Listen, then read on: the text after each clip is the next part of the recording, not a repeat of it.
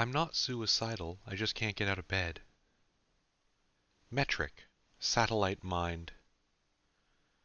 The Daily Grind, Chapter 209. So, why are we doing this now? Alana asked her adorably dumbass boyfriend. Currently, said boyfriend was driving one of the cars the Order had acquired through their ongoing process of testing the health potion gas from Route Horizon. It turned out it was pretty easy to get a bargain on buying cars that didn't work, and when you had a form of gasoline that healed damage that you needed to test, a bunch of derelict vehicles in various states of fucked were a great thing to have around. Alana had finally gotten to drive the asphalt mech to move them back to their parking lot. Their parking lot was a bit bigger on the inside, bigger than it should be. If a parking lot had an inside, then whatever this parking lot's inside was, it was too large. It was also cool, but it was also full of cars that were crumbling until they got the gas tested on them. What Alana had personally learned from this experience is that she didn't like piloting the mech. Magic should be cool, but it was honestly about as engaging as driving a forklift, except that after too many tricky maneuvers you got a nosebleed and maybe brain damage. But what they had learned collectively was that the health gas needed an engine that could at least combust a little bit, and also a real fuel tank. Though real was kind of flexible, a makeshift canister and tube still worked, as long as it was feeding the engine. It worked slowly, but after that it could fix almost anything. Even fully missing parts would regrow, though the parts that grew in their place were odd, a little more organic than they maybe should be. But they worked, and it was a good supply of vehicles, while also being effectively recycling, even if there were some weird side effects. Also, the car she was in now, that James was driving, had one of those weird side effects. An air freshener that smelled like something earthy and spicy, but not real. It wasn't bad, but it was odd.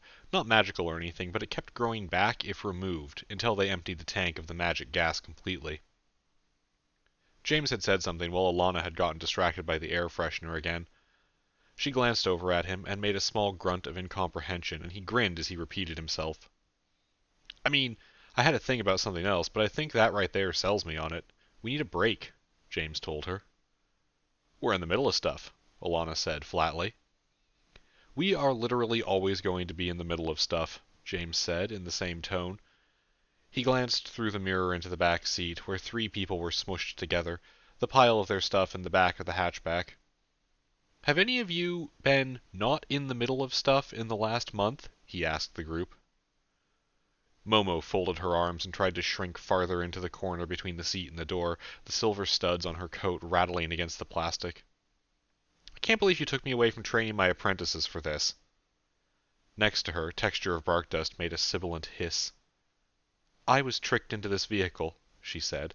I had emails to answer. There was a pause before Arash realized the others were waiting for him to say something too. I was reading, he said, looking forlornly at the book in his paws. Arash, as it turned out, got carsick, very fast, and somewhere on the side of Highway 217 a patch of concrete had a corroded gouge running down it from that exact thing. See, James said to Alana, everyone is all work, all the time. We cannot keep doing that. It's going to burn us out. You all taught me that, and I'm trying to get better about actually finding time to relax. We have all the money now. We can move at our own speed. We can spend less time working. Not that our work isn't rewarding and awesome, but we need more than that. We need to just, I don't know, just ease off for a day. He sighed. Also, I want to go to the beach. Well, late September inexplicably feels like the middle of summer, and none of you were tricked into this car. Hush. It is not inexplicable. It is climate change, Texture of Bark Dust told him flatly. I have essayed several studies. This is easily explained. Did you know there is only one climate? She sounded legitimately curious, as Camercondas often did when they learned new facts about Earth. Technically, it is all connected. Collective emissions of certain substances create a rise in average temperatures which has led to this, I assume. Is September normally cold? In Oregon? Yes. James nodded to himself. Especially at the coast. It should be, I don't know, overcast, 10 degrees out, windy. Not this. He waved at the beautiful golden sun coating the road ahead of them, dusty rays of light beaming between the trees on either side of the quiet highway. Look, Alana brought his attention back to her. I get that downtime is important, buddy, and apparently a lot of other people do too, since everyone following us makes up 90% of the cars within 5 miles of here, though Nate doesn't count, since I think he's using this as an excuse to barbecue, and I legit don't understand how he ever ended up working as a... Okay, I'm getting sidetracked. Sorry. Aren't there assassinations going on right now? Isn't that something we should be not taking a fucking break from? We're backing off a little bit, James replied quietly, but the whole car stilled to listen to him. For a few days, at least. Response has been quieter lately. I've got interviews for the next couple of days. Everything's going to get busy and chaotic again, don't worry. He trailed off. He wanted to close his eyes like he could make the stress go away by not looking at it, but sadly, he had to stare at the highway and let the AC dry out his eyeballs. And we can't deal with some outside threat if we're the ones walking into traps. So, yeah, we're backing off. We'll hit it again in a different way when we're back on the sneaky spy offensive and not on our back foot. From the back seat, Momo spoke up again. Yeah, but like people are dying? People are dying everywhere, James said, with a kind of sudden depressed pessimism. There's at least one hot war going on, a half-dozen oppressively murderous nations doing their thing, lack of education, lack of healthcare, lack of clean water, lack of food, police violence, poverty, and just good old-fashioned regular murder happening all over the place. He realized his face had twisted into a kind of snarl, and he tried to take a breath and calm himself. We're like a little over 200 people, Momo. We're gonna recruit more. Yeah, we're gonna do great stuff. I believe in us. But we can't fight every battle. Not now. Not yet. We'll burn out. Same as if we never stop working. James met her eyes with a flicker of his own in the rearview mirror. And don't get me wrong. I am not talking about just accepting the way things are, but we can't catapult people into the grinder and hope to attrition stuff down, you know? We aren't an army. Not really. Not yet, Texture of Barkdust said, with a note of pride that James suddenly found worrying. But we will be. Ah, but not if we exhaust ourselves wholly first. I see. She nodded, straining against the seat belt that held her in a very awkward position for her snake body. James opened his mouth and then noticed Alana giving him a very observant, pointed grin, and closed it again. He made a thoughtful hum and said nothing, trying to figure out why exactly that sentence made him ever so slightly unsettled. Whatever thought was brewing in his head, mental alchemy, turning it from a whim to a structured idea to verbalized sentiment, it was scattered and cut off as James took the car around a curve in a road, and below them the ocean opened up. The cliffside road they were on offering a fantastic elevated view of the cold waves breaking themselves on the sand and rocks of this section of coast. One large dome of rock rising up out in the middle of the water, a steady wind throwing sprays of surf and sand upward, in the same way that it tousled the dune grass and surrounding trees. A rush and Texture of Barkdust crammed against each other to look out the window. Momo snorted, but James caught her craning her neck to look too, anyway. Alana had no such worries. She had her own window in the passenger seat. I miss this place, James said softly to himself. He hadn't been back to this part of the state in a while, and it was under dramatically different conditions that he was here now once again. All right, let's go find a spot to park, then we can stretch our legs, or tails, or... Do Camerondas stretch? No, don't answer that. I will get a full answer later and try to level up in biology. He took advantage of a straight bit of road to blink slowly and let his eyes recover before heading into the small seaside town and finding a stretch of the beach that was mostly empty for everyone to spend the afternoon at. He parked the car on a gravel lot for visitors to the beach town, killing the machine-healing engine and sighing to himself as the kids in the back scrambled to get out. James glanced at Alana, wanting to share a quiet moment with one of his partners, but, well, she'd also just scampered out of the door, the smell of salt and sand overpowering whatever bizarre substance their air freshener was exuding. James laughed softly to himself before groaning and stretching his own legs on the rocky ground as he cracked the driver's side door, standing up and stretching until some of his bones popped, while the cars that were following them also began to pull in. James had been mildly surprised by how many people had joined him for his impromptu day trip to the beach. Despite it being completely unplanned and happening in a part of the morning where the lair wasn't really that occupied, there were maybe a dozen people that had wanted to come along. And James had heard that others were planning to teleport in later, or just make the drive in the afternoon, when they had a larger group and their actual work for the day wrapped up.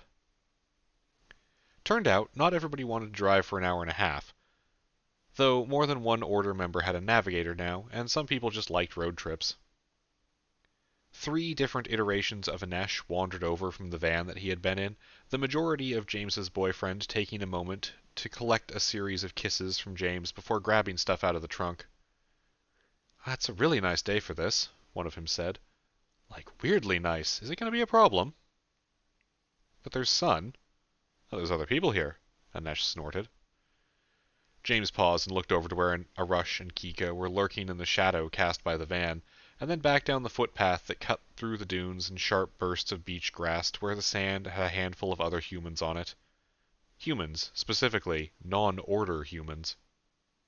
"Ah," he muttered, as Texture of Bark Dust slithered her way down ahead of Nate, who was, in fact, lugging a portable grill, and Elle, who was trailing Speaker, the infomorph showing as flashes of neon green and blue light within her hair. "Okay, well, I'm sure this'll be fine," James said. When all 3 Anesh turned to give him identical looks, he couldn't help but laugh. "Oh my god, I don't get to hang out with multiples of you enough.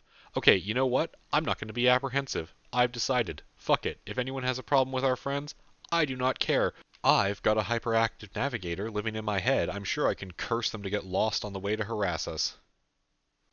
"Yes, I can do that," Zhu chimed in James's ear, the sound echoing slightly into the real world. "I can get on board with that," Anesh smiled. "Anyway, I'm going to go find a spot, and then... I don't know, what do we do at the beach?" he asked. "Dig a hole," James announced. "What?" "We dig a hole. I've got shovels in the trunk." Anesh narrowed all his eyes at James, each of the trio giving identical head tilts. "But why?" "It's a thing," James shrugged. "It's just, I don't know, it's something I used to do as a kid when I came here. Also, it's fun, because then you have a big hole and you can put fire in it and hang out." "You are so weird, and I love you." Anesh shook his head. "I'll get your shovels and the drink cooler. You go make sure Kika doesn't eat that dog." He brushed past James, each of him patting his partner on the shoulder as he moved for the collective trunks of the cars. "Yeah, Wait, what?" James snapped his head over to where an older couple's husky had just bolted away from them, leaving the gray-haired man stumbling forward as the dog happily bounded toward their group, barking loudly. Specifically, angling over the gravel lot and past the van to where the 2 rat roaches were trying to adjust to the new environment slightly away from everyone else. James swore, perhaps a little loudly, and then started moving. Arush also started moving, his whole body tensing, instantly transforming him from a confused newcomer to the concept of the ocean into a weaponized entity as he clapped 2 hands on Kika's side and started to shift the other rat roach out of the way and behind him. Stepping forward slightly to engage what probably registered to his brain as something loud, hostile, and incoming. And in the half-second of brain power he had available, along with a few orange lines of approach from his navigator, James saw a dozen scenarios where he wasn't going to get there in time and someone's pet was about to get disemboweled, which was, on a very technical level, not a great start to a day off at the beach. Then Kika casually shrugged off Arush's attempt to interpose himself between the sleeker rat roach and the dog, pushed his partner back with one of the ancillary arms that came out of the back of his torso, and knelt down on the gravel, thick chitin and thin fur of his footpaws scraping against the rock without much concern. As the dog bounded up to them, he just faced it without any sudden movements except to hold out one arm with an open paw. The husky, leash dragging behind it, stopped barking as it approached and practically skidded to a near stop, pacing back and forth in front of Kika in rapid movements while the rat roach just sat perfectly still. The dog inched forward, sniffed once at his paw, jerked back, and then repeated the motion, before its tongue lolled out of its muzzle and it pushed forward, alternately sniffing or licking Kika's paw with a wagging tail, energetically exploring its new discovery. Tentatively, Kika curled his arm around, the joint pivoting in a way that wouldn't be possible on a human, and ran his chitinous fingers through the fur on the dog's head. his pets getting less cautious and more enthusiastic as the husky leaned into it, tongue panting happily. Behind him, a rush untensed, and suddenly he was a person again, an awkward, cautious person, who nervously shuffled back away from the dog that his boyfriend was now petting, trying to hide in the shadow of the van again. James slowed his bolting sprint to a stroll, and noticed on the other side of the van one of the newer response knights who had come along did the same thing. He didn't know the new guy's name, and he should probably stop calling people who had worked with them for more than 2 months the new guy, but James gave an appreciative smile and nod to the other dude as the two of them both made the same kind of awkward motion of shoving their hands in their pockets and pretending this was normal. Both of them readjusting bits of their long hair that had gotten in their faces. Though James figured the other guy had it easier with dreadlocks than he did with a ponytail that refused to stay up properly. Then the older couple who had lost the dog came hurrying over, the man trailing behind the woman, her light jacket flapping around her as she moved with a slight limp. "Oh, my God, I'm so sorry," she burst out as she moved toward the husky. "She's normally, well, behaved, and—" The woman trailed off, not out of breath, but because she had just realized who, or rather what, was petting her dog. But I... She stared at Kika with an expression that shifted from confused to horrified in the span of seconds. "Hello," the black-furred rat roach said carefully, 4 different hands stilling on the husky's back that was still trying to stick her nose into his hoodie. "Your dog is very nice." "Charles!" the woman yelped out in a voice that bordered on a scream. The man, Charles, and probably her husband, if James guessed right, finally caught up, himself out of breath and definitely panting. "Damn it, woman, don't let the mutt harass—" He looked at the person petting his dog, then around at the other people nearby, and then at his wife, who was stumbling away and pointing a shocked finger, gibbering something incoherent. Then he glanced over at James, who gave him an apologetic shrug, back at his wife again, and back at Kika. He seemed to jump a little as he noticed there was a second rat roach standing nearby as well. This was one of those moments that made James's anxiety kick into high gear.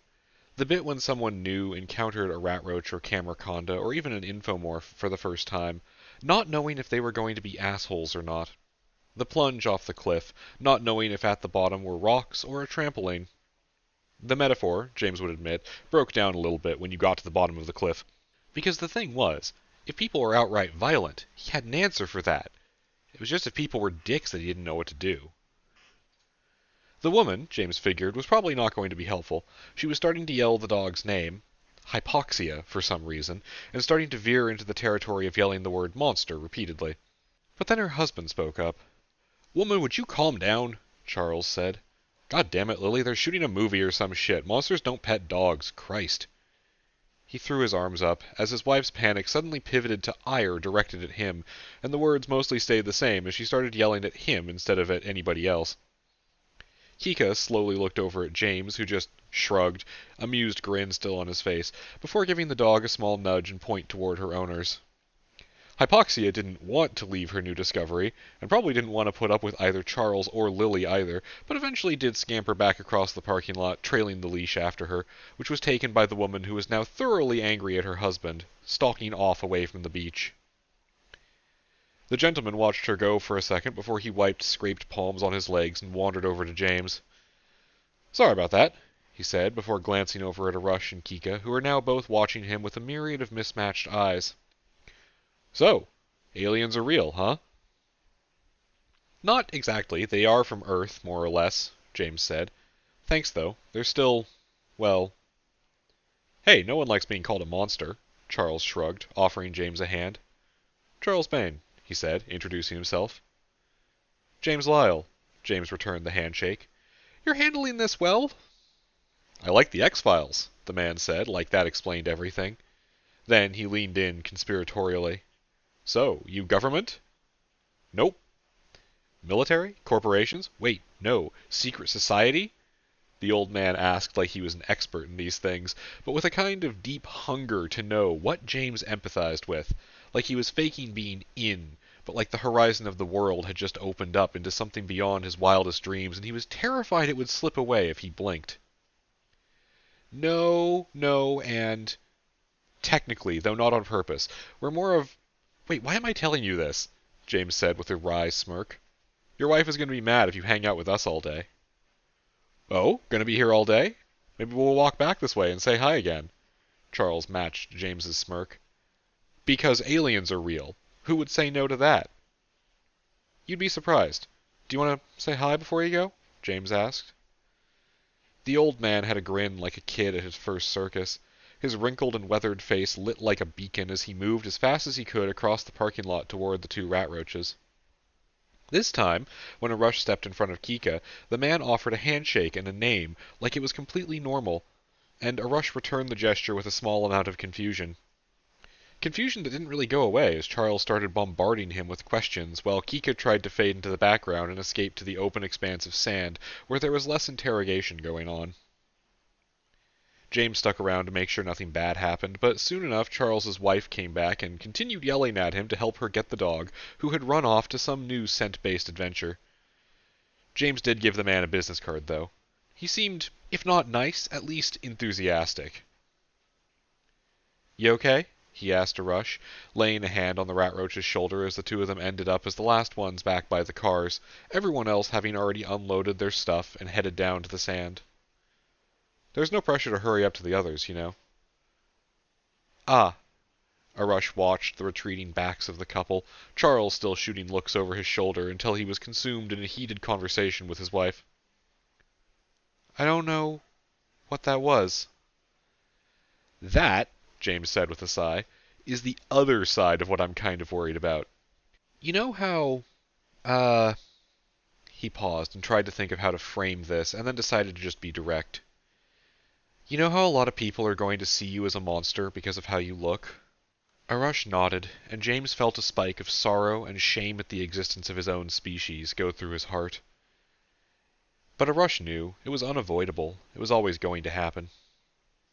Okay, well, a lot of people are going to see you as really awesome, but for basically the same reason? James shrugged. And that's not bad on its own. Like, Charles there seemed nice enough, right? He was rude that I had a boyfriend, Arush chittered out in a huff. Okay, well, nobody's perfect. James was quick to throw Charles under the bus. He said that, yes. Arush's muzzle twitched. James's own lip twitched back in annoyance as he ground his teeth slightly. Yeah, alright, I changed my mind. Fuck that guy. My point is, there's going to be people who are going to see you as proof that humanity isn't alone, or as part of a bigger universe that's opening up to us, or just physically attractive because you're different. Some of those people are going to find you hot. Like, really, I would like to have sex with that guy. Hot. James shrugged again. And some of them are going to be really weird about it. So, this was kind of, middle of the road, I guess. He cared what I was. Arush tilted his angular head down to look at the hands poking out of the sleeves of his hoodie. But he was not afraid. That matters, I think. It does, James agreed cheerfully. I hope a lot more people are like that. Arush nodded, wiping away a line of corrosive saliva with his sleeve. Then he looked down the trail to the beach, where the others had all gone to start claiming a space on the sand. I would like to be around others now, he said, a lightness in his voice that James hadn't really heard that often from him before. All right, let's go. I'm going to make sure Anesh got all my shovels. Meet you down there? Yes. Arush drew the word out with a wet hiss. Then he paused before walking off the gravel and onto the sand. Not because the new terrain frightened or enthralled him. He was aware of sand, even though he hadn't experienced it yet. Instead, he glanced back over his shoulder at James, who had slung an old shovel over his shoulder, and was closing the trunk of his car as he checked his car keys. Find me attractive? He hissed to himself. Very. Kika's clipped voice didn't startle him, coming from the dune grass he was lying in off to the side of the little path. He and his boyfriend had lived through too many situations where their stealth was the only way they'd survived for him to be spooked by it now. Don't you? Kika asked. You, yes, Arush said easily, turning back with a wide arc of movement. Not me. Kika rose up out of the grass, his hoodie and skirt already covered in a thin layer of sand that would likely not go away for weeks. Should work on that, he chittered, almost playfully, as he fell into step beside his partner, the two of them heading down to the shoreline in close proximity. James trailed behind them, giving the two space, and also distracted by nearly dropping his car keys twice. He'd cut to the good part of being at the beach and left his shoes in the car, and as he stepped onto the sand, he felt the old familiar sensation of realizing that he had no idea what temperature sand was supposed to be. It was maybe an hour or so after the sun had been at its highest point, a sunny day, even though the wind and sea spray were keeping the heat down, and yet the sand was always so cold here. Even now, under ideal conditions, it was still only barely warmer than his feet were. But he still smiled as he started walking down the valley between the sand dunes. This place was somewhere he had always loved going as a kid, and doing it again, now as an adult when he could drag a bunch of friends and random additions along, was even better. In his vision, as soon as he left the parking lot, the navigator he shared his brain with unleashed a riot of orange motion lines. He didn't say anything out loud, but James could practically hear Zhu clamoring for him to climb something, or follow the curves of the dunes, or see what was underneath the porch of one of the houses that abutted the beach. He shook his head and grinned. It was easy to forget sometimes that the navigator really was a kid, too, in a lot of ways. But also, James did plan to do those things later. He rounded the corner and hiked the few hundred feet to where the group had claimed a territory at the base of one of the dunes, the space containing a semicircle of driftwood logs and the remains of someone else's beach fire. It surprised him that he didn't actually know several of the people here, except as faces that were around the lair sometimes. A couple people from Response and one from Recovery, he was pretty sure. But then, people change jobs in the Order all the time, so maybe not. Nate was in the process of unfolding the legs of his portable grill. Alana was showing Texture of Bark Dust how to build a sandcastle. Anesh was...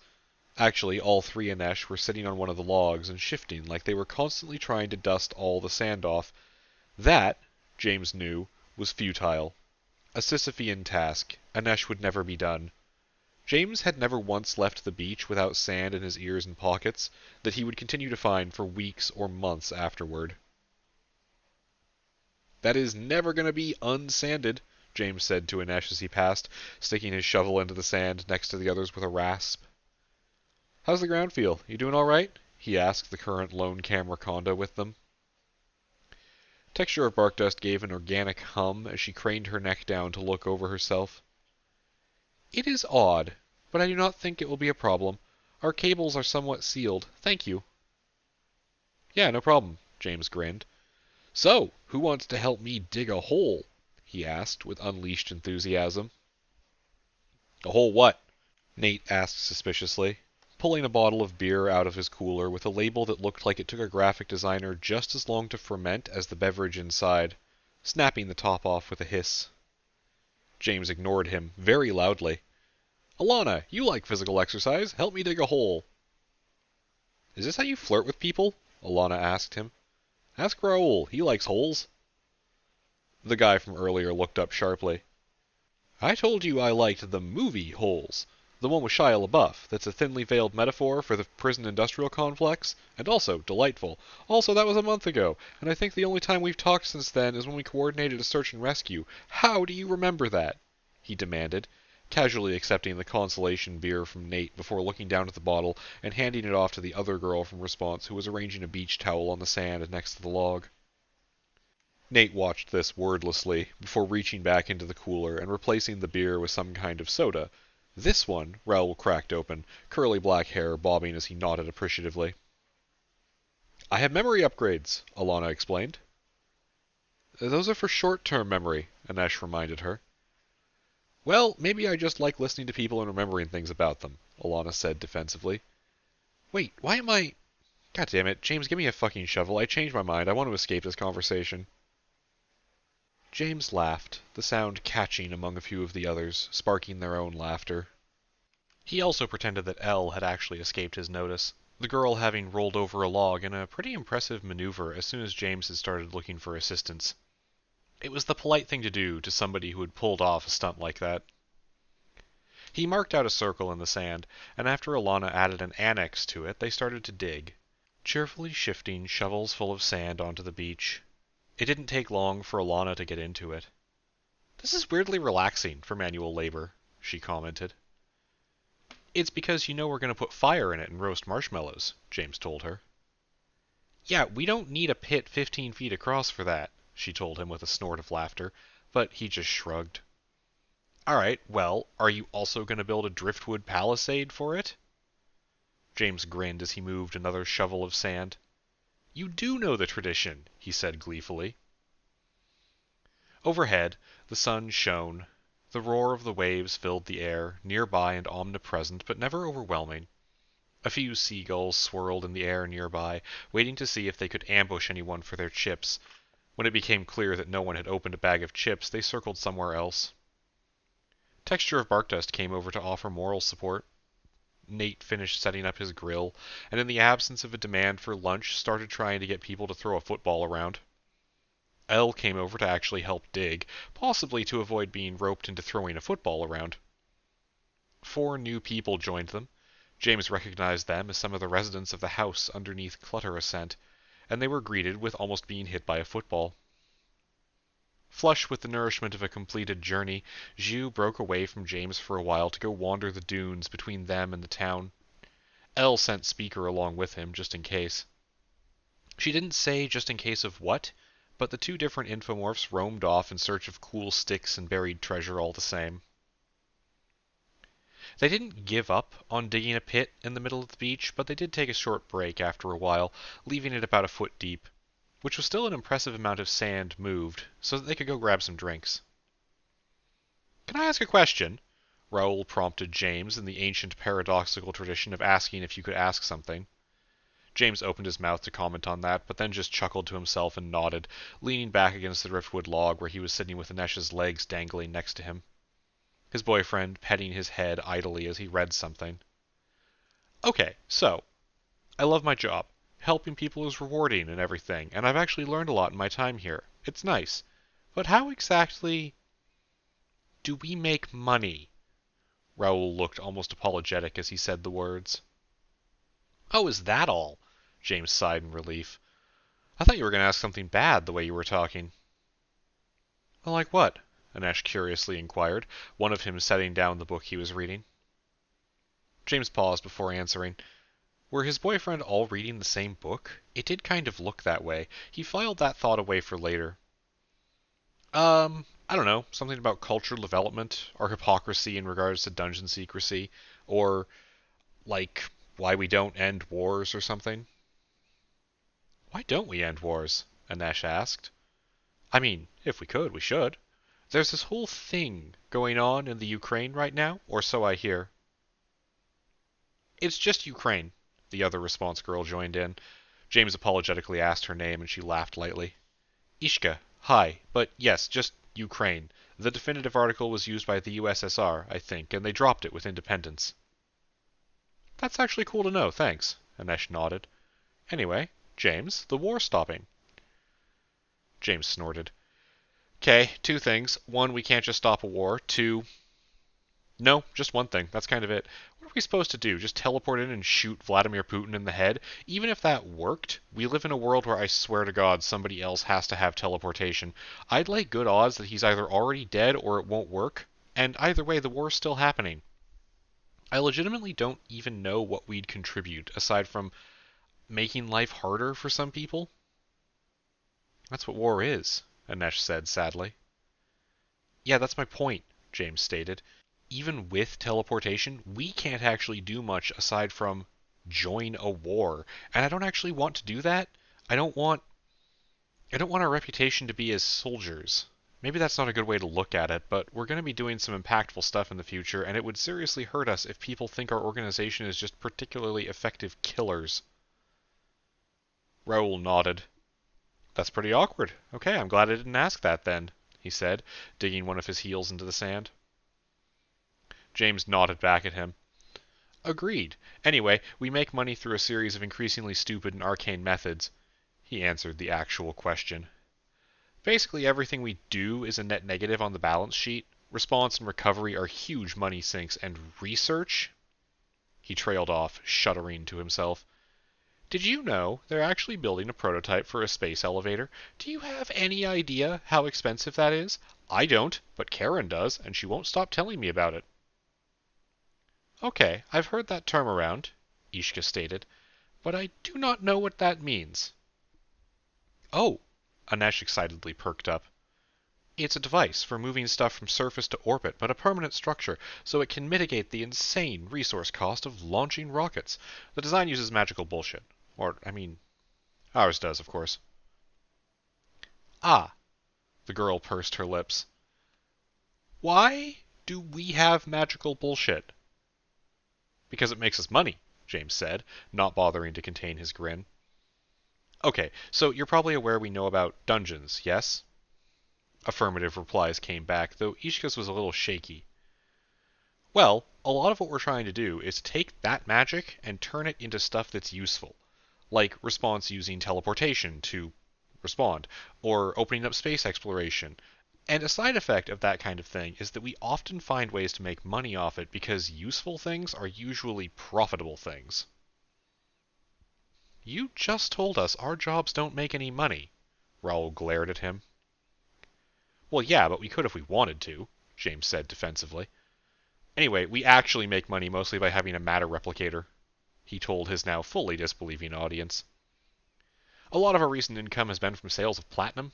Turns out when you offer a great deal on a scarce resource, no one cares if your salesperson is a Camerconda, and Texture of Bark Dust over there is actually good at her job. There's that. Then there's the cure for cancer we have. We have two, actually. First priority goes to order members and their families, and then we kind of raffle them, basically. The raffle is fair, and it costs 1% of your net worth if you win, and that's basically only had to land on someone wealthy once. We're charging people to cure cancer? Raoul looked conflicted. That seems weird for us. Alana dropped onto the sand next to them, depositing the armful of driftwood sticks that she had been steadily gathering. People charge for cancer cures all the time. Our rates are painfully low, actually, though I look forward to not having to do it anymore. And I agree, I also felt gross when Justine proposed the idea. Same, James admitted. The percentage thing is a good compromise, though, but honestly, there's only a tiny fraction of our income from that at this point. We had a massive influx this year from being highly effective killers. He paused. Ah, shit. He means we absorb the survivors of the Alchemists Guild, Alana started. Guild of Alchemists, James corrected. And whatever they were called, Alana continued undeterred. Part of their surrender included the transfer of assets. Raoul looked kind of uncomfortable with that. Isn't that a little grim? He asked. Alana gave an easy shrug. I mean, they were sitting on pretty hefty wealth for no reason. We'll put it to use. That's really all I give a shit about, actually, if we're being honest. Alana's big on use of power, James explained, and I'm inclined to agree. Anyone sitting on a lot of potential good like that is a problem. It's part of why we don't hoard wealth. Like, we've got a lot of money, but our aim is to spend it all, even if we're still making more. No, yeah, I get that. Is that why we are getting more people soon? Or I heard, anyway. Ishka looked around at them. Also, where are the drinks? I should get a drink. She had barely finished speaking before Nate passed by, handing her something in a can. The woman blinked, looking after the stocky, red-faced chef as he flung a football in a high arc to one of the rat roaches, who kicked up sand in frantic plumes as he ran to catch it. How did he... I've learned to stop asking, James said. I mean, actually, everyone has so many dumb bullshit tricks around here, it's basically impossible to tell if something is magic or not without checking the database. Just roll with it. He leaned back, making an appreciative noise as Nesh scratched his neck. That's... No offense here, but... Raoul started to talk. James barked a laugh, but didn't interrupt. I mean, that's a weird attitude for somebody who wants to replace the police, isn't it? I've tempered somewhat, James admitted. I doubt we'll ever be able to replace the police, even in just this one country, even in just this one county. I think the best we can hope for is a transferable skill set for our own nation when we do set up shop, and doing things our way on a scale that matters. But honestly, holy crap, the police are worrying, and for a whole new reason now. He blew out a long breath of air. You know how easy it was to just walk someone out of a lockup? Elle robbed an evidence room and no one even saw her, even putting aside the judgment call on the ethics of modern policing, or how police unions enable gang-like behavior, or like anything having to do with violence toward random civilians. It is terrifying how easy it was to get away with that. Raoul and Ishka shared a worried, long look, and then simultaneously turned back to James with matching facial expressions that made him think these two were experienced teammates. "Are you actually supposed to be telling us that?" they asked him. "What, are you going to turn me in? You work for a magical anti-authoritarian civil safety unit. They'd arrest you in a heartbeat, and you know it." "Yeah," Raoul shrugged. "I mean, ACAB, really. It's just weird to hear you say out loud that you went that far." "Somehow I doubt that's going to be the end of it, especially if things in New York escalate. When, I guess, not if," James sighed. "Anyway, I'm going to get back to digging. I've got a second wind and I want to build a wall," James said, with a waggle of his eyebrows and a cheerful voice. Anesh joined him this time, the three of him helping to make good progress on the whole. Alana and the other response members kept talking about the responsibility of power, which James appreciated, but he wasn't here to talk shop. Not really. Even though he said that every time he tried to take a break, and it never worked. Some more people arrived, teleporting in basically plain view. Elle came over to hide in the growing hole James was digging when her mom arrived with one of the youth group packs. The two of them talked about weird shit that she had seen the route for a while, and James expressed that he'd love to go back sometime and start trying to piece together more spells. Elle offered to let him in if he let her brew a potion, since she, quote-unquote, had a feeling, and James had to remind her that neither of those things were things either of them could trade, but that she could probably take a shot anyway, and so he'd planned for Saturday for their delve. Around the Order's claimed area, people passed by. The beach wasn't empty, not by a long shot, and it was a nice enough day that James assumed there'd even be younger kids later in the evening after school let out and families came down for walks or to let their younglings roam around. After the sixth person in a row who asked if the camera condos were advanced drones, Scent of Rain had teleported away and come back again, returning with a laser-etched metal placard that read, "Not drones," and a wooden post that she had gotten Elle to help her drive into the sand. Whichever of their basement engineers had made it had also drawn a very badly proportioned snake emblem on the bottom. It was adorable. James loved it. Some of the group inevitably ended up in the water while scavenging for shells, or while just trying to get into the ocean, because there was a certain compulsion to go into the ocean. Unfortunately, here was where a lot of Camercondas learned that part of the organic in the techno-organic of their bodies included an aversion to dunking their lenses in salt water. It was hard to compare the pain with simple words to a human who opened their eyes in the ocean, so instead of doing that, some of the masochistic idiots that James called companions started using their skulljacks to package pain files and sharing them around to see whose body was worse for undersea operation, because that was just what was happening today, he supposed. For his part, Nate refused to get involved, and went back to grilling. The smell of lighter fluid and burning coals quickly joined by the mouth-watering scent of cooking steak and chicken kebabs. And the air filled further with him calling out finished food for the hungry to file past and make into their lunch. James smiled as he watched the scene, not quite ready to eat himself. He sort of knew Nate was one of those people who was only really happy when he was working, but it was at least nice to see him working at something that was fun like this. James was sitting on the ledge of his increasingly impressive beach pit at one of the points where they had used some driftwood planks and packed sand to make steps up, and hadn't made a piled wall of sand around the outside. He was covered in that sand. It was in his clothes, under his fingernails, in his hair. He smelled sand, tasted sand, and his hands and arms ached something fierce from all the digging. But he was weirdly satisfied with the cool little space he had made to let 10, or 20 very cozy people sit together and roast marshmallows later. That was about when the horse came by. It was hard not to notice a horse on the beach.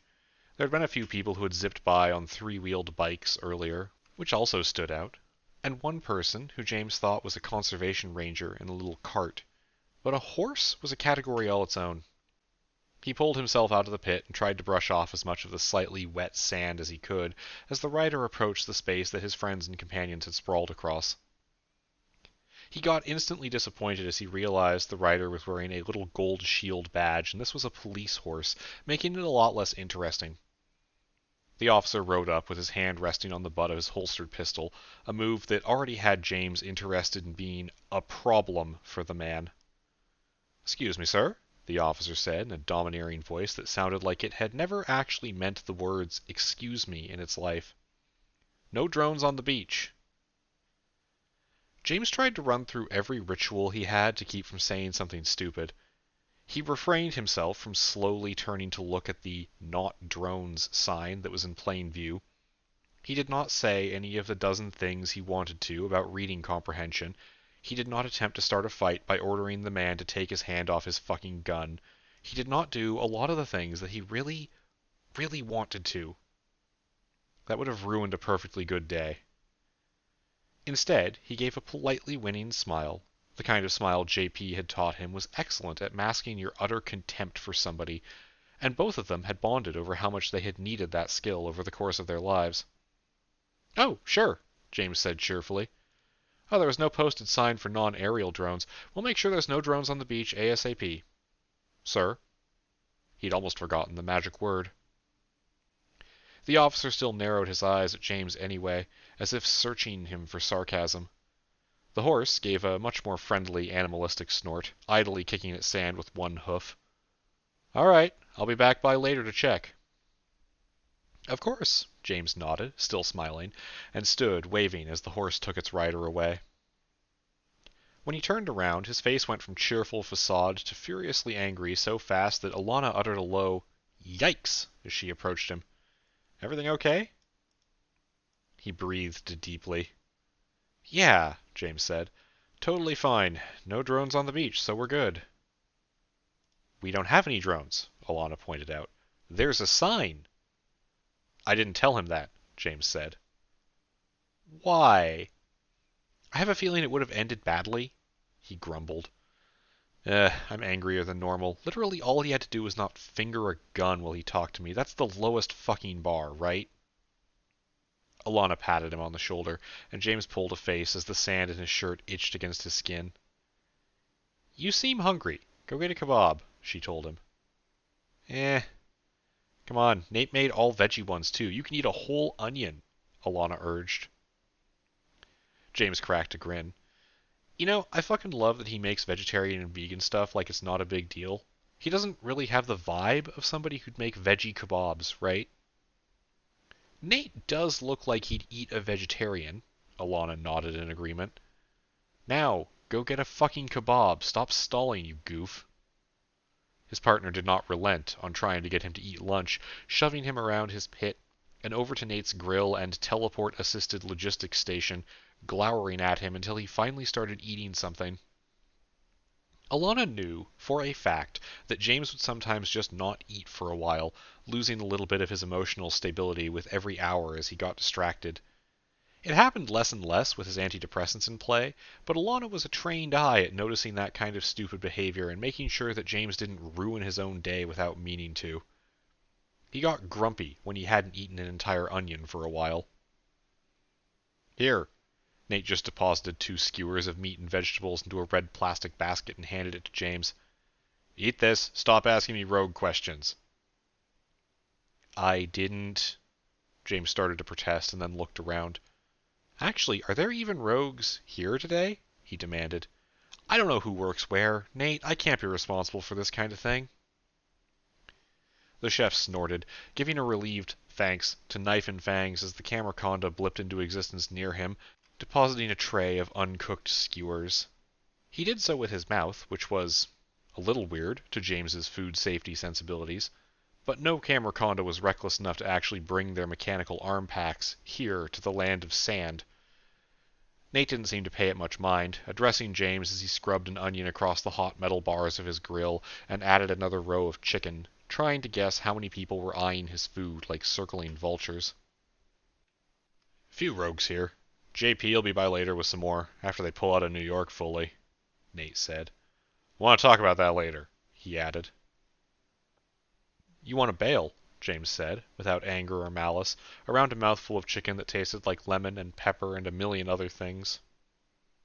Nate looked up at him with an appraising eye. Yeah, he said. I do. This is a bad call on our part. Okay, sell me on it, James said with a simple shrug. Nate appraised him again. You don't want to be involved, he said, with a flat grunt as he used a pair of tongs to flip the kebabs in order. Not what I expected. Oh, don't get me wrong, James said, feeling some energy start to return as he ate, the food flavored more by hunger and the constant physical work he'd been doing the last few hours. I want to stop this. I don't like things exploding, I don't like civilian casualties, but it's abstract right now. The stuff with status quo or the alchemists or whatever, we dealt with that because it was right in front of us. We were there already. This is just... Nate, how thin are we stretched? It's not that bad, but it's not like we couldn't use more people. A dozen half-trained field agents is not a lot, and we don't really have a data analysis staff except for recovery. Nate shrugged. We don't have a lot of digital backup. Maybe get Momo to build another AI to spy on everyone for us or some fucking thing. Momo would probably not do that, James said slowly. He raised his food basket up as a pair of kids scrambled by where he was standing, getting a barked yell from Nate to get the fuck away from the grill when it was on. But then again, James continued, I haven't seen Momo for over an hour, so there's good odds she has already built one out of seashells. Actually? Nate asked, half serious. Probably not, James admitted, but I do often legitimately worry that if Momo is not directly observed, something spooky could be happening. I'll talk to JP when he's here. We'll get a pros and cons of this op for you. Fuck, for the order, really, you're not my boss. Nate dashed a bottle of some sauce over the kebabs and jerked his head for James to get out of the way. More food's up, he called, and a flurry of sand signaled people reacting to the holy words.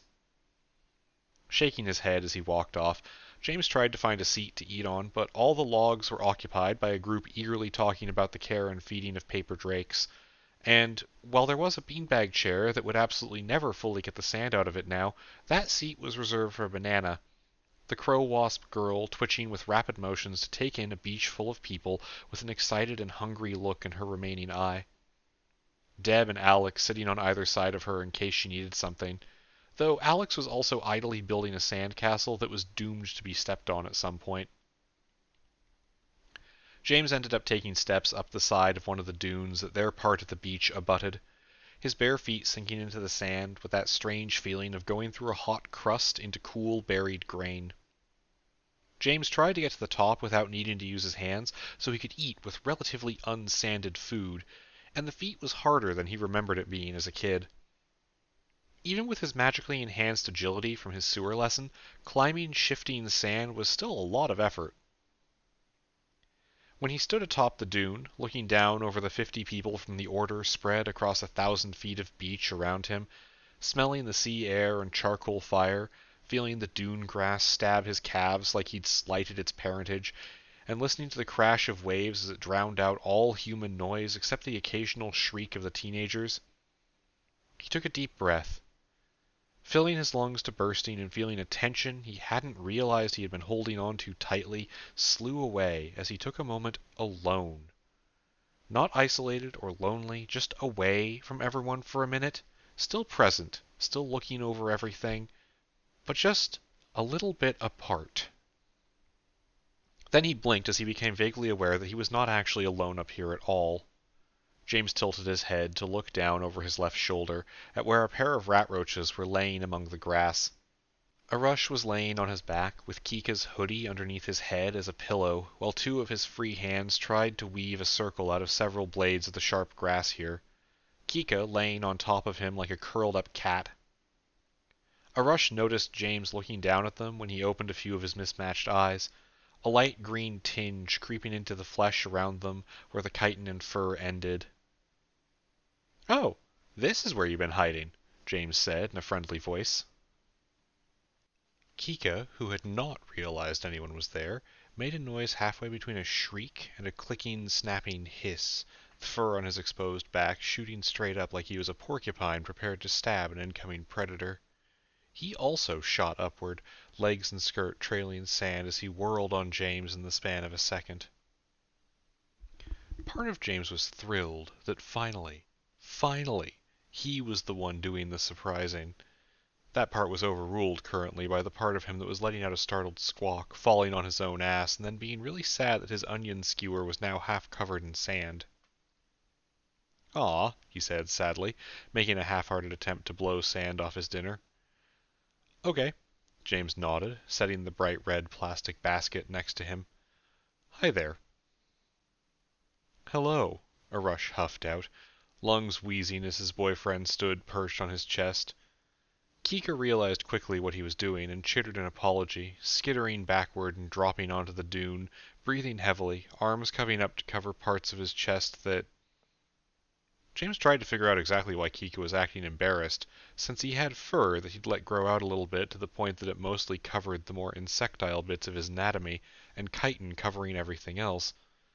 He didn't want to stare, but he did try to figure out exactly what it was Kika was covering, and when the rat roach shifted slightly, James started to wonder if he was trying to hide the old scars from where infected flesh had been stitched together.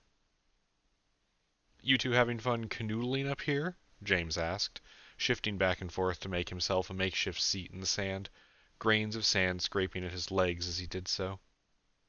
And I say that, not actually remembering what the word means.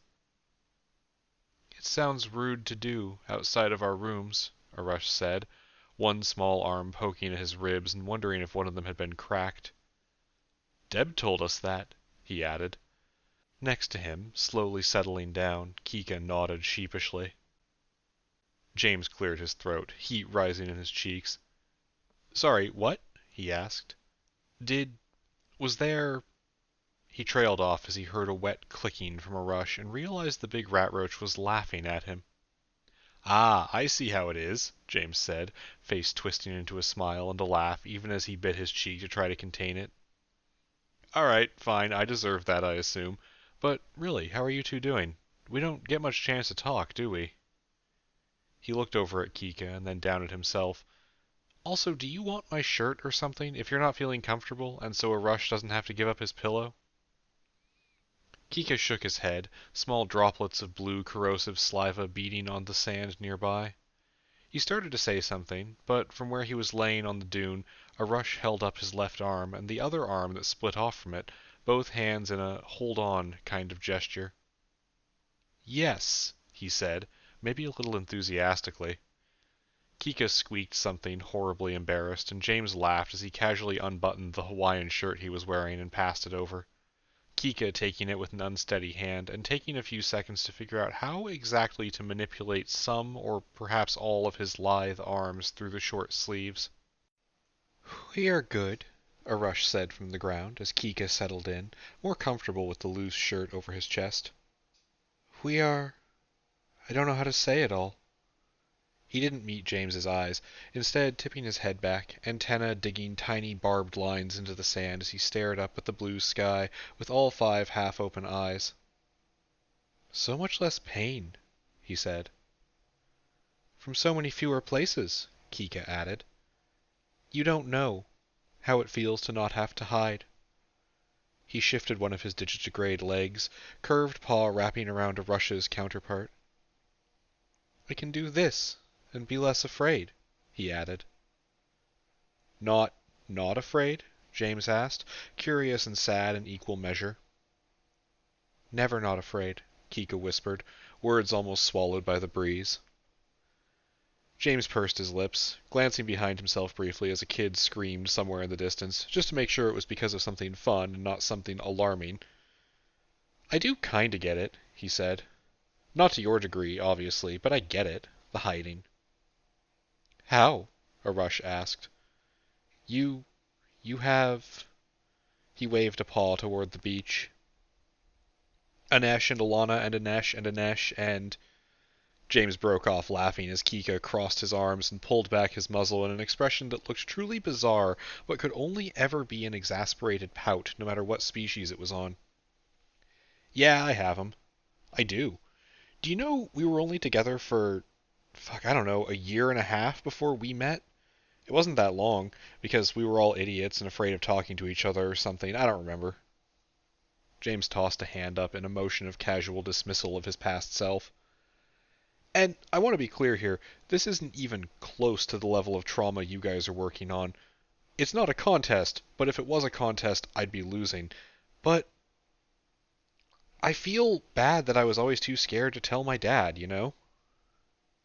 Why? Kika asked. A rush cut in. I know, he said in a squeaking chitter that was weirdly adorable coming from his larger frame. I have heard, from others around home, is it, not that you had love, but it was the wrong person? James sighed. Something like that, yeah. Modern U.S. society is getting a little better about not being pissy about guys dating each other, and also a little better about polyamory, which is that thing where you have more than one partner, but it's still kind of uncommon. I was just terrified of how my parents would react, even though they don't have power over me or anything, so I just didn't tell them. Put it off, and now they're gone, vanished, probably never get the chance. James tried to give a small smile. Didn't really work. But yeah, I sort of understand being afraid, even if it's not that bad. Not a contest, Kika said, leaning forward with a long arm and a tiny twig of driftwood to tap James on the head.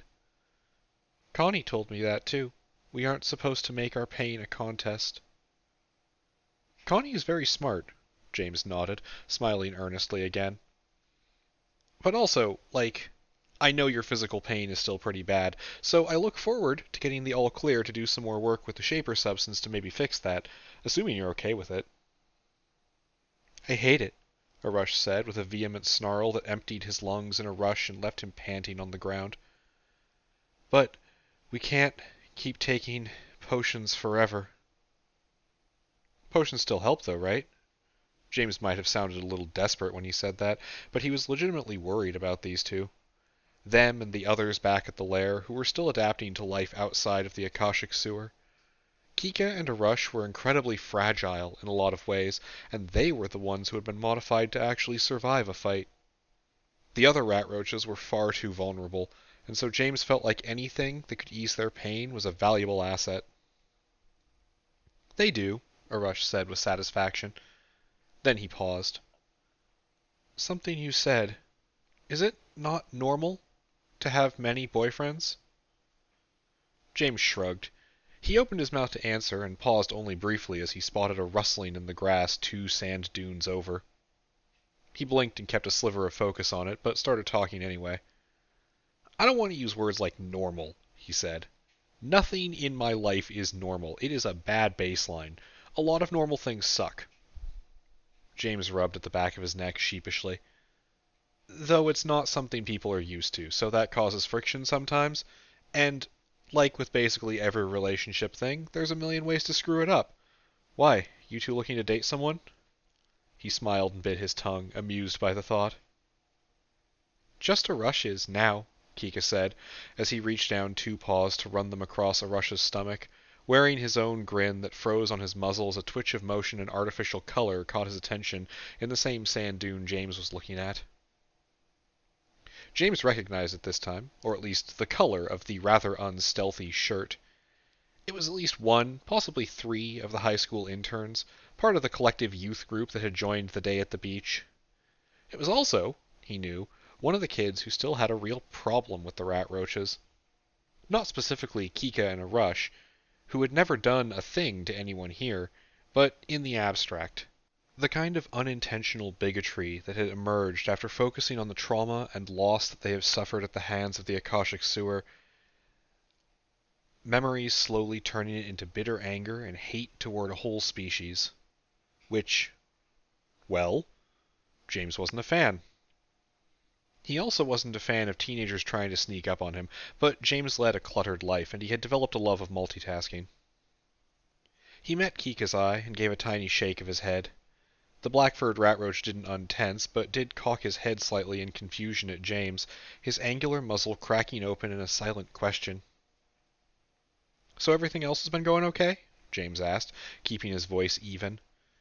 JP had tried to make him a viable field agent, and James was pretty damn sure he didn't have the attitude for it, but he did sort of remember the lesson on how to be eavesdropped on. Kika slowly nodded, eyes flicking rapidly between James and the teenagers that were shimmying through the grass to sneak up on them. Ignoring the unstealthy intrusion, he answered anyway. Yes, he said. There's so much. The world is huge. Did you know how many cities there are? He asked, distracting himself. I actually don't know. James suddenly blinked in realization. Like, cities of at least 20,000 people or so, maybe? There's gotta be... I don't know. 10,000, Kika said excitedly. 10,000 people? Cities, Arush cut in. He watches them on the cameras. He curled one of his foot paws around Kika's own, digging another temporary line in the sand below where they were laying. James nodded, eyes wide. It's actually more than I realized. You planning to visit any of them? I know you two have had some problems with hostility lately. He didn't speak up, he just made his voice clear enough to carry over the waves and the wind when he said that. Arush propped himself up, rolling onto a side and using 3 of his arms to hold himself facing the other 2, eyes glittering as he looked at his boyfriend. No, he said. It is too much. Too many people, Kika said. Too many other people.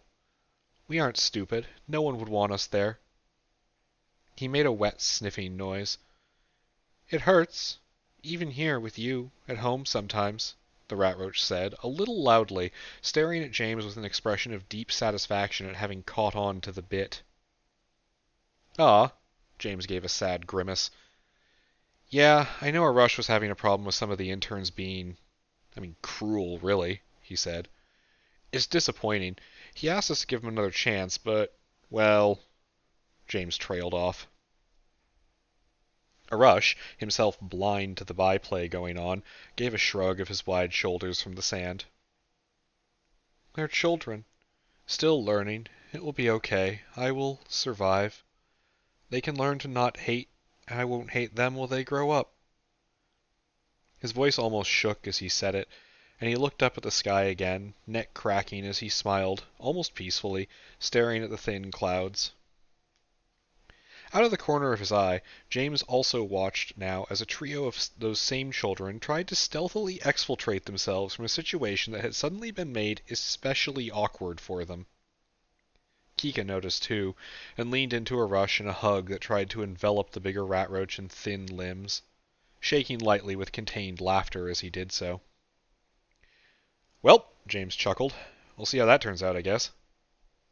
How what does? Arush asked, confused. James just laughed loudly, joining the other rat roach as Arush looked between them with growing curiosity. He stood up, grabbing his thoroughly sanded food. I'm going to go get another kebab, he said. And we're probably going to do a big campfire thing later. You two should join us? He prompted. He got tentative nods in response. And, also, Arush took the remains of his kebab, eating the whole thing, sand and skewer, entirely. Apparently, rat roach internal acid didn't much care about the structural integrity of wood. James wandered back, leaving his shirt with Kika and enjoying the feel of the sun on his skin. He got a somewhat comical cat call from Alana, who he rolled his eyes at, and a layer of sunscreen from Anesh, who pretended to be concerned, but sure did seem to put a lot of effort into it, which James pointed out with a coy voice that made his boyfriend turn a shade of dark bronze. He didn't really have anything to do, honestly, so he wandered the growing crowd of people from the Order, just enjoying the feeling of a community beach cookout for a little while. Sarah had arrived, and, as was Sarah's new favorite thing to do, had organized a game of beach volleyball where each team was a single player backed up by a half-dozen relation stick-linked spectators. She sat with a magic book open in her lap as a dozen people cheered for their avatars, swapping out every point to give everyone a chance to try. Normal humans pushed to inhuman limits simply by sharing their capabilities with each other. A group of actual younger children, not teenagers yet, including one of the paper dragons, were assembling an increasingly complex sandcastle with plastic buckets and shovels. Nearby, Texture of Bark Dust hummed to herself as she held the structure in place with an unblinking lens, making strangely stable platform for the dragon to roost on. James made small talk with a passing family, parents and a young girl who was currently trying to get the dragon to let her ride it. The parents weren't really sure what was going on, but they seemed nice enough through their confusion.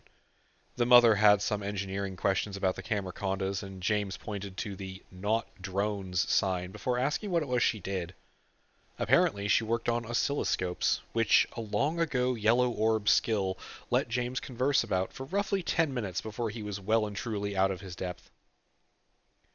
For a while, he took over the grill from Nate, the chef vanishing for half an hour to do something, probably illegal. While he was gone, JP showed up along with a pair of people James assumed were rogues, including a still bruised up Yin. He didn't exactly apologize for how things were going, but he did make it clear he himself was getting annoyed and had what he cryptically referred to as plans, which worried James more than the anti-memetic assassins, actually. At one point, James got roped into a conversation, a debate, more accurately, between several people he had never met. At first, he worried it was a heated argument about whether they had a responsibility to use the alchemist's stolen potion-producing tree to do anything more than enrich themselves, but quickly realized that one of the participants was a living potion person, and the conversation was quite literally about using the sap from the Tree of Knowledge to literally enrich themselves, and if that was even possible. It wasn't an ethical conversation, it was a procedural one, around the capabilities and biology of the artificial alchemical people. James left it feeling quite confused, but knowing that the potion people had started calling themselves inhabitors, which he felt was a strange species name, but not a bad one. As the sun began to turn the day from blue skies to painted sunset, several people went home, exhausted, the magic of teleporters letting them blink back to the lair or wherever they lived without having to worry about the hours-long drive. The rest of them began to convert the pile of salvaged driftwood from haphazard stack into effective fire pit. James didn't know how many people gathered in the pit that he had dug, though at some point, someone, or several someones perhaps, had expanded it into a series of sandy foxholes. They got a couple of fires going, bags of marshmallows and long sticks passed out as everyone settled down with each other, no one overly worried about the close quarters. A few people hung back on the edges, but James found himself strangely comfortable sandwiched between Alana and Arush, his partner slightly tipsy from the few drinks she had had over the day, and Arush seeming uncertain how he had ended up here in the first place. The fire crackled and popped with orange and red light and heat, not uncomfortable, but certainly a gamble that you didn't end up downwind of it and caught in the column of smoke. The smoke smelled like nothing else James had ever encountered anywhere else. Driftwood fires just had their own flavor to them, and he knew it would stick to his clothes and hair for days afterward. A reminder of the night. The first marshmallow he tried to roast caught fire, which was exactly the right way to eat them. The debate from that statement was far more heated than anything else over the course of the day, with James being booed and losing his status as respected hero from half the group as he happily pulled the charcoal exterior of his marshmallow off like a husk and dropped it into his mouth. Alana also tried it, under duress, and proclaimed that James was lucky that she loved him, which he agreed with, really. Arush tried it and got melted and burned marshmallow somehow spread across 3 different paws and a patch of his fur. Someone at the fire next to theirs started playing a guitar, a twangy sound that went from idle strumming to an acoustic version of a song that tickled the recognition in James's brain, but he couldn't quite place. When someone asked if the song had lyrics, the player paused for a minute and then awkwardly asked if they'd like to sing along, and one hesitant Skulljack connection later simply passed on their own memories to a couple people who wanted to participate, including, James noted with a soft flutter in his chest and the notes of tears in his eyes, Sarah. She had been, entirely reasonably, terrified of making any kind of use of the Skulljack that had been forced on her for a while. But here she was, being exactly herself, singing just a little bit badly alongside the others after accepting the connection. James had actually felt weird today. As more and more people showed up and it became less easy to recognize every face, he'd felt like he was losing a bit of his grip on the whole thing. He'd sort of expected a day with a few friends, not this. But it wasn't bad. He wouldn't want to do this every time he took a trip, but this was nice. And he didn't need to be deeply close personal friends with literally everyone in order to recognize that they all had the common goal of being good people and having good lives and making a good world. He would admit he was a little surprised when he spotted a small teenager, sporting glasses and a flat haircut, approach a rush while the rat roach was taking some time away from the crowd. James could have pushed some of his enhanced senses to their limits to hear what was being said, but it seemed personal and not unkind, and the rat roach came back looking confused, but also a little lighter as he settled into the cold sand next to James. But soon enough it was time to go. As much as he didn't ever want to leave, though, the day had to end eventually. And as people teleported back home, carrying bags of garbage or empty cans, and James loaded his own car in preparation for the tired but somehow refreshed drive home, he had a massive grin on his face. A grin that was slightly undercut when Elle came up to him with a worried look. "Hey, assbutt, have you seen Speaky?" she asked him. Don't infomorphs inside your head or something?" James blinked at her, thoughts falling over each other. "Yeah, well, he's out, and I don't know where he went," she said. "I'm getting kind of panicked, but trying to hide it?" "He and Zhu went out together earlier," Anesh said, as two of him settled a sleeping texture of bark dust into the back seat of the car. She'd asked to be a part of the drive back, and with Anesh and Alana willing to telepath out, she had considerably more space in the back seat. "James, can you navigate to a navigator? If you can't, we have a few dozen, well, call 'em stored eggs at the lair. I can go crack one of those for search and rescue. It's worked before." James started to nod. "Might not be a bad idea." He trailed off as a shape crested one of the dunes toward the parking lot. He was, he knew, the last person off that beach. There was no one else down there. And regardless, it was a quadruped anyway. Not weird, just not the kind of thing that he was expecting. Something a little out of the ordinary. An animal trotting eagerly up the sandy hill in the last flickers of light for the day. "Is that a coyote?" he said, a little surprised. "I didn't... wait, no, go somewhere else." He and Elle stepped back next to Anesh as the wild animal made what seemed like a beeline straight for their cars, possibly seeking food. James fought monsters for a living, and he was pretty sure he could probably take a coyote in a fight if he needed to, but that didn't mean he actually wanted to. But then it came to a cautious stop, about 15 feet away from them, its matted fur slightly raised, long legs bent like it was prepared to run. Staring at them, the three of them staring back. Then, two flickering auras peeled off it. One a wispy orange in the shape of feathers, and the other all fins and eyes in a deeper teal.